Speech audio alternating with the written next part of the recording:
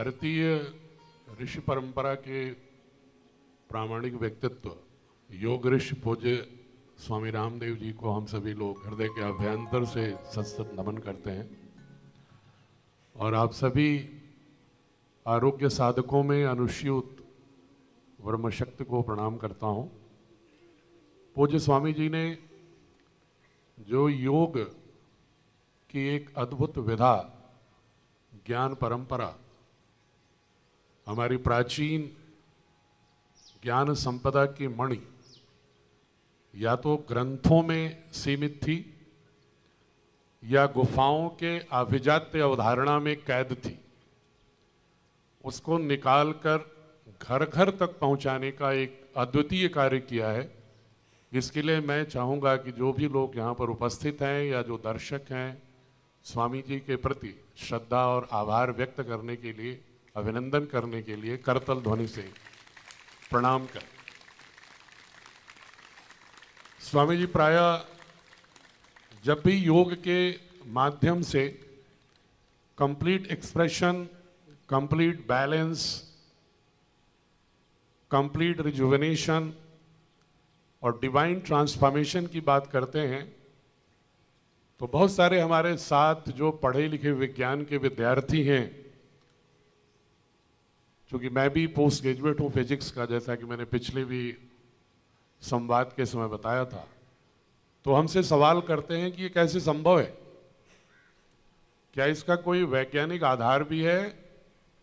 या स्वामी जी भावनात्मक बातें करते हैं। हमने उनसे कहा कि भावनात्मक बातें नहीं करते हैं, स्वामी जी ने उसको परिणाम देकर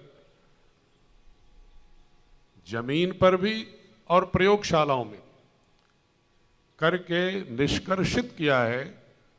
कि योग से ये चारों अभिव्यक्तियां जो स्वामी जी प्रायः अपने प्रेरक उद्बोधनों में, प्रबोधनों में कहते रहते हैं, ये स्वाभाविक रूप से घटित होता है। मैं उन लोगों से हमेशा ये निवेदन करता हूं जो प्रबुद्ध वैज्ञानिक हैं कि वो विज्ञान के भी शुरुआती स्तरों तक अटके न रहें। अगर न्यूटन की फिजिक्स के आधार पर, मैं न्यूटन का बहुत सम्मान करता हूं क्योंकि उन्होंने एक आधुनिक विज्ञान की दिशा में उनके आविष्कार, उनके अनुसंधान, उनकी गतिकी के नियमों ने, गुरुत्वाकर्षण के नियमों ने एक नई दिशा दी थी। लेकिन कोई भी ज्ञान परंपरा स्थिरता में कैद नहीं होती। विज्ञान एक सतत गतिशील प्रक्रिया है, डायनामिक कॉन्सेप्ट, और ये लीनियर भी नहीं होता। जो मैथमेटिक्स के लोग हैं वो समझ सकते हैं लीनियर और नॉन लीनियर, एकदैशिक और संश्लिष्ट बहुदैशिक। तो जो ये समझते हैं कि वक्त के हिसाब से सीधे सीधे जो कुछ प्राचीन में हुआ उससे जैसे हम आगे बढ़ते जाते हैं कालखंड के साथ, वह उत्तरोत्तर उत्कृष्ट विज्ञान होगा, वो भी शायद नॉन लीनियर नॉलेज की जो प्रोग्रेशन है उसको नकारते हैं। जबकि हकीकत ये है कि ना तो ये लीनियर है, ना साइक्लिक है, बल्कि नॉन लीनियर है। नॉन लीनियर जो मैथमेटिक्स के लोग हैं अच्छी तरह समझ सकते हैं कि जैसे अगर ट्रायंगल ए बी सी है तो ए से बी, बी से सी अगर सीधा लीनियर हुआ, लेकिन ए से बी, बी से सी, सी से ए और ए से सीधे भी सी, बी से सीधे भी ए, फिर ए से सीधे भी सी, ये जो कॉन्सेप्ट है इसको कहते हैं नॉन लीनियर फ्रैक्टल मैथमेटिक्स। तो जो हमारी नॉलेज की परंपरा है वो एक दूसरे से हमेशा पोषित होती रहती है, अर्वाचीन से, प्राचीन से पोषित होती है। ये जो लोग प्राचीन को अवैज्ञानिक घोषित कर देते हैं, शायद वो विज्ञान की वास्तविक अंतर्निहित अवधारणा को ही समझने में भूल करते हैं। अब मैं आता हूं संक्षेप में कि जो स्वामी जी कहते हैं कंप्लीट एक्सप्रेशन, विज्ञान की जो मैं अभी बात कह रहा था उसी दिशा में आप सभी लोग ने पढ़ा होगा कि शुरुआती विज्ञान बायोलॉजी ये कहती थी जीन डिटर्मिनिज्म थ्योरी, कि जो जीन्स हैं वही व्यक्ति के समस्त गुणधर्म और व्यक्तित्व का परिचायक होती है, और वही जीन्स ही व्यक्ति के समस्त गुणधर्मिता का, उसकी क्रियाशीलता का, उसके व्यवहार आचार जो भी है उसको जीन्स तय करता है। और यही जीन डिटर्मिनिज्म का सिद्धांत हिटलर जैसे क्रूर शासक को भी इस विश्व में पैदा किया, क्योंकि मानता था कि जीन्स ही सब कुछ है। लेकिन कालांतर में विगत 50 वर्षों के अंदर 1974 से लेकर के अब तक की यात्रा है, जिस यात्रा में यह स्पष्ट हो गया वर्तमान शोधों के आधार पर कि जीन मात्र एक मॉलिक्यूलर ब्लूप्रिंट देता है,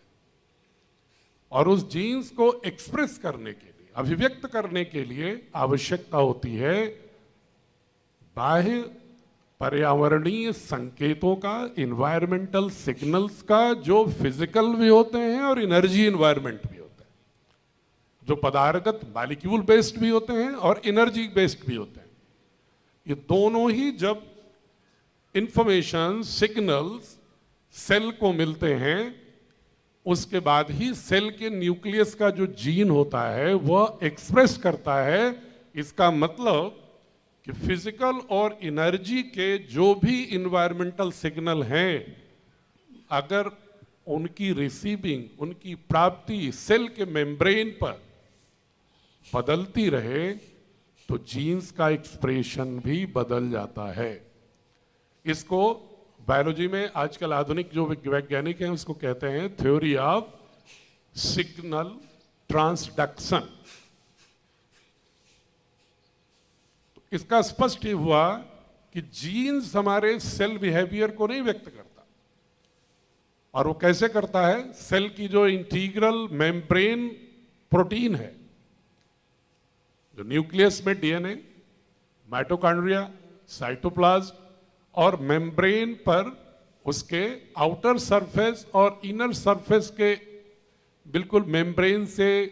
परिधि से सटा हुआ रिसेप्टर प्रोटीन, और इसके बाद साइटोप्लाज्म में इफेक्टर प्रोटीन। रिसेप्टर प्रोटीन उसी तरह से रिसीव करता है इन्वायरमेंटल सिग्नल को जैसे हमारे टीवी आदि के या मोबाइल फोन्स के जो इलेक्ट्रोमैग्नेटिक सिग्नल है उसके टावर्स या एंटीना करता है, वो उसको रिसीव करता है और फिर रिसेप्टर प्रोटीन को देता है। और हर प्रोटीन में 20 एमिनो एसिड्स हैं और साइटोप्लाज्म में मिनिमम 1 लाख प्रोटीन्स हैं, और हर amino acid positive negative charge ion है। जैसे ही सिग्नल मिलते हैं, सिग्नल मिलते ही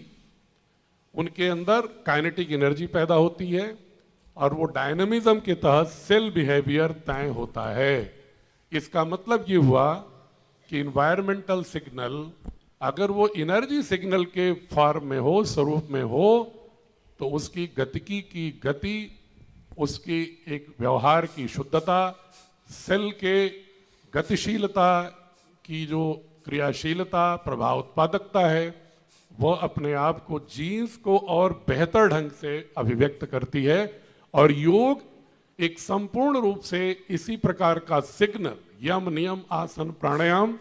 प्रत्याहार धारणा ध्यान समाधि के माध्यम से एक संपूर्ण सिग्नल जो एक व्यक्ति को दिव्य व्यक्तित्व के रूप में परिवर्तित करने के लिए आवश्यक है। क्योंकि एक सिंगल सेल का जो ऑर्गेनिज्म है वो ह्यूमन ऑर्गेनिज्म के जो भले ही मोर देन 50 ट्रिलियन सेल्स हों, एक एक सेल का बिहेवियर हमारे पूरे ह्यूमन बिहेवियर से रेजोनेट करता, अनुनादित करता है। तो यह जीन एक्सप्रेशन ही जब तक योग नहीं होगा, संपूर्ण रूप से मॉलिक्यूल्स और एनर्जी दोनों का ही यदि संघात नहीं होगा, सिग्नल नहीं प्राप्त होगा सेल को, तो वह जीन को बहुत ही एक इंटीग्रेटेड पर्सनालिटी के रूप में अभिव्यक्त करने में अक्षम होगा। अब दूसरा आया कंप्लीट बैलेंस। आप सभी जानते हैं कि जितने सेल्स हैं उनके अंदर, बॉडी के अंदर, शरीर के अंदर हमारे एक अद्भुत श्रम विभाजन है, यूनिक एक्सीलेंट लेबर डिवीजन, और उनके अंदर आपस में एक हार्मोनिक रेजोनेंस है। अगर हार्मोनिक रेजोनेंस ना हो तो ये शरीर की क्रियाशीलता हमारी भंग हो जाती है, और डिजीज और डिस्फंक्शन वहीं शुरू होता है जहां पर वो हार्मोनी भंग होती है, या बाह्य इन्वायरमेंटल सिग्नल से हमारे उस सेल की हार्मोनी को कोई व्यवधान आता है। योग, पुनः मैं वही कहूंगा, जो योग को जो लोग फिजिकल ट्रेनर समझते हैं, वो मुझे लगता है उनकी अज्ञानता पर हंसने के अलावा और कोई दूसरा विकल्प नहीं आता है। तो ये जो योग को जो संपूर्ण विधा के रूप में देखते हैं, वो देखते हैं कि वह इन्वायरमेंटल सिग्नल जब सेल को मिलता है तो सेल के मध्य में जो सेल ब्रेन है, वो सेल का ब्रेन सारे सेल्स के बीच में जो हार्मोनिक रेजोनेंस होना चाहिए उसको स्थापित करता है, इसलिए कंप्लीट बैलेंस भी देता है। कंप्लीट रिजुवेनेशन हमें रिजुवेनेट करता रहता है,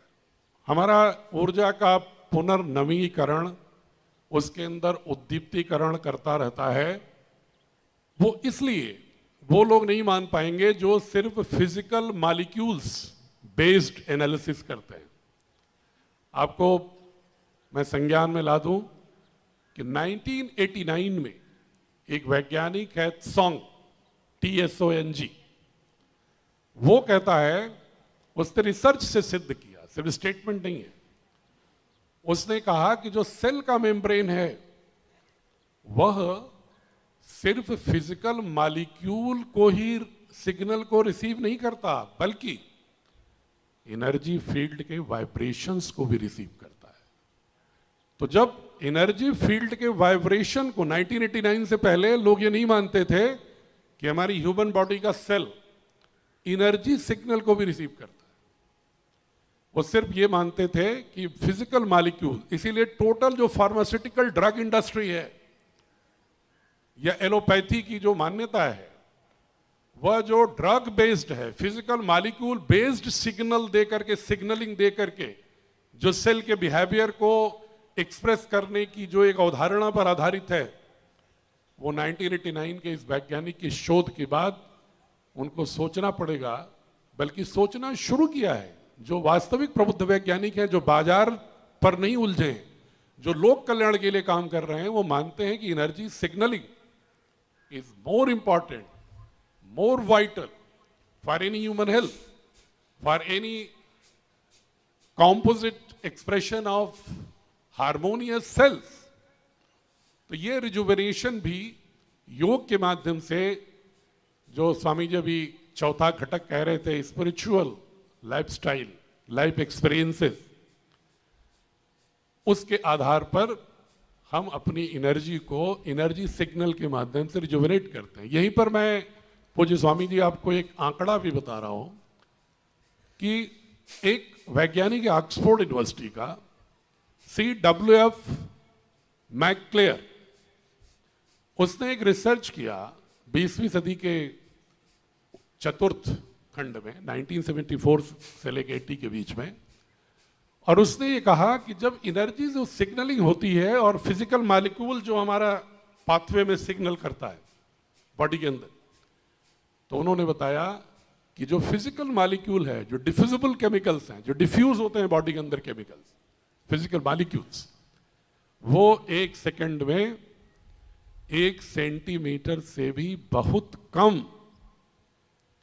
1 सेंटीमीटर से भी बहुत कम यात्रा करते हैं, वो डिस्टेंस को पार करते हैं। और जो एनर्जी सिग्नल है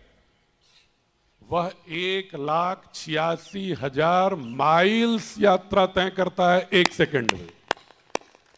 फिर से ध्यान दीजिएगा, 1 सेकंड में 1 सेंटीमीटर से भी बहुत कम। ये फिजिकल मॉलिक्यूल्स, मतलब है हुआ जो ड्रग्स हैं, जो हम फिजिकल मॉलिक्यूल्स हैं, उनका विरोध नहीं कर रहे हैं, लेकिन वो सिर्फ 1 सेंटीमीटर 1 सेकंड में यात्रा तय करते हैं, सिग्नलिंग देते हैं हमारे सेल मेम्ब्रेन को। और जो एनर्जी सिग्नल्स होते हैं, जो योग में जिसका एक अविभाज्य हिस्सा है एनर्जी सिग्नलिंग, एनर्जी कम्युनिकेशन, वह 1,86,000 माइल्स पर सेकेंड में डिस्टेंस करता है। अब आप तय कर लो कि अपनी ऊर्जा को, अपनी सेल ऊर्जा को ऊर्जान्वित करने के लिए किस प्रकार की सिग्नलिंग की आपको जरूरत है। बड़ी सिंपल मैथमेटिक्स है। Do you wish energy signalling for your cure, or you want to be stuck with the physical molecules? Swami ji, दिक्कत क्या है कि जो इस एनर्जी सिग्नलिंग और फिजिकल मॉलिक्यूल सिग्नलिंग, इस कॉन्सेप्ट को, धारणा को, एनर्जी को वो लोग नहीं समझ पाते कि जो एनर्जी के कम्युनिकेशन की साइंस को अनुभूत नहीं करते। क्योंकि हमारी एक समस्या है, हमारी ह्यूमन लिमिटेशन है, मानवीय सीमा है कि हम लोग जो लिखित और मौखिक जो सुनते, रिटन और स्पोकन लैंग्वेज, उतने तक ही हम संवाद तक सीमित रहते हैं। एनर्जी कम्युनिकेशन सेंसिंग, ऊर्जा की संवेदता की अनुभूति, ये बहुत ही कठिन काम है जो योग से ही प्राप्त होता है। और वहीं से दिव्य रूपांतरण होते हैं, वहीं से दिव्य अनुभूतियां होती हैं, और वहीं से डिवाइन ट्रांसफॉर्मेशन,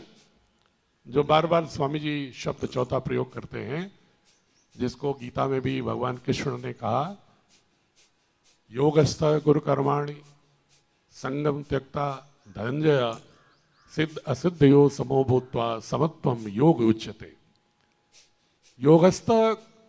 गुरु कर्माणि, योगस्थ होकर कर्म करो। योगस्थ होने का मतलब जो कंप्लीट ब्रह्मांडीय एनर्जी सिग्नल्स हैं उसको अपनी सेल एनर्जी के साथ रेजोनेंस करो, अनुनादित करो। बस अंतिम बात स्वामी जी मैं कह के अपनी बात को विराम दूंगा कि जो हमारे सेल के मेम्ब्रेन हैं वो उसी तरह काम करते हैं जैसे अगर हम ये माने कि सेल कंप्यूटर है और ह्यूमन बॉडी सुपर कंप्यूटर है, तो मेम्ब्रेन का जो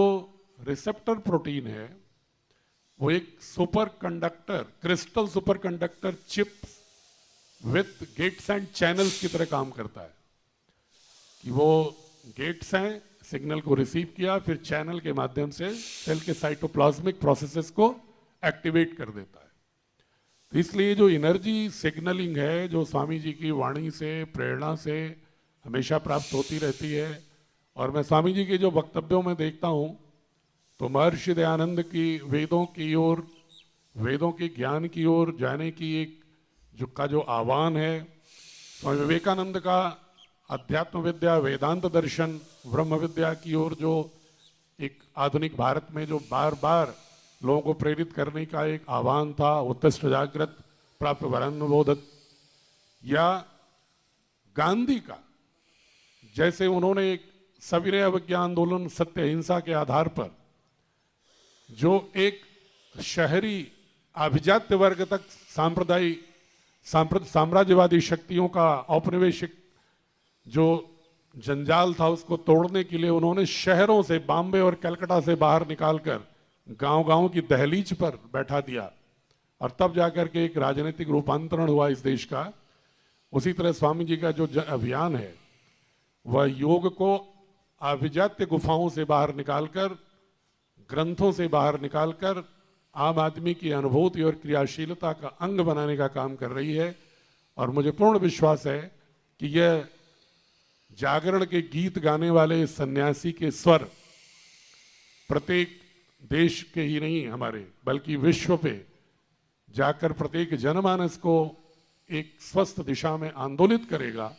और हम ऐसे विश्व का निर्माण करके इस पृथ्वी की रक्षा, ब्रह्मांड की रक्षा, पर्यावरण की रक्षा कर पाएंगे, जिसकी चिंता चारों ओर है। और उस पर्यावरणीय विकृति का ही परिणाम कोविड-19 जैसे पैंडेमिक भी हैं। भविष्य में पैंडेमिक न हो, पर्यावरणीय प्रबंधन हमारा उचित हो, प्रकृति के साथ हम जिए, अपनी ब्रह्मांडीय ऊर्जा के साथ अपने शरीर को स्वस्थ करें, इसका जो संदेश पूज्य योग ऋषि स्वामी जी का जो हमें प्राप्त होता रहता है, उसको हम अनावश्यक तर्कों के भ्रमजाल में न फैलाकर उस ऊर्जा के, उस सिद्धांत के तहत अपने को आत्मसात और अंगीकार करने की कोशिश करेंगे। इन्हीं शब्दों के साथ मैं अपनी वाणी को विराम देते हुए पूज्य स्वामी जी से अनुरोध करूंगा कि वो आगे की जो कार्यक्रम है उसको यथावत सातत्यता के साथ चलाते रहें। धन्यवाद।